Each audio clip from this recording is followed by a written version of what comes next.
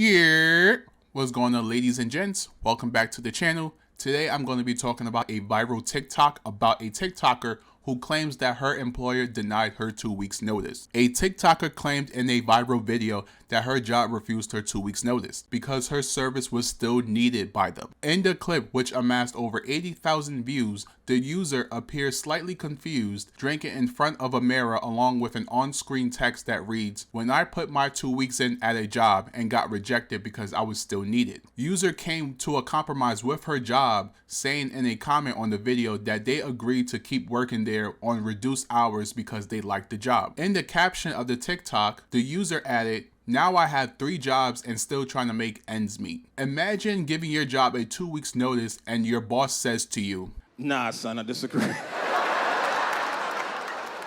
just don't think so.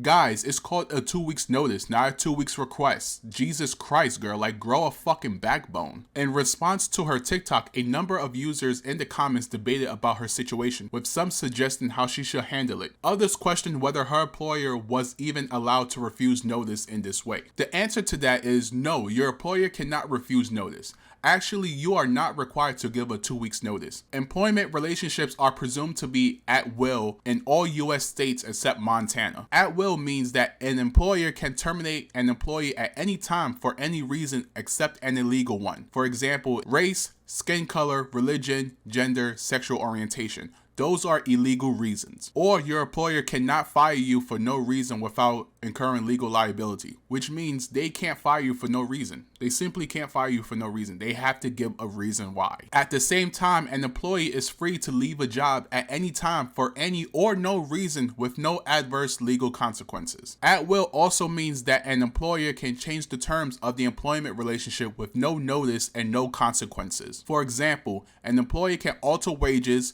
terminate benefits, or reduce paid time off. In its unadulterated form, the US at-will rule leaves employees vulnerable to arbitrary and sudden dismissal, a limited or on-call work schedule depending on the employer's needs, and unannounced cuts in pay and benefits. This reminds me of a time I was working at Dwayne Reed and a co-worker of mine was in school and wanted to leave so she could take more classes, right? So she spoke to the assistant manager and the manager and gave her 2 weeks notice. These two dusty motherfuckers guilt-tripped this little 19-year-old girl into staying.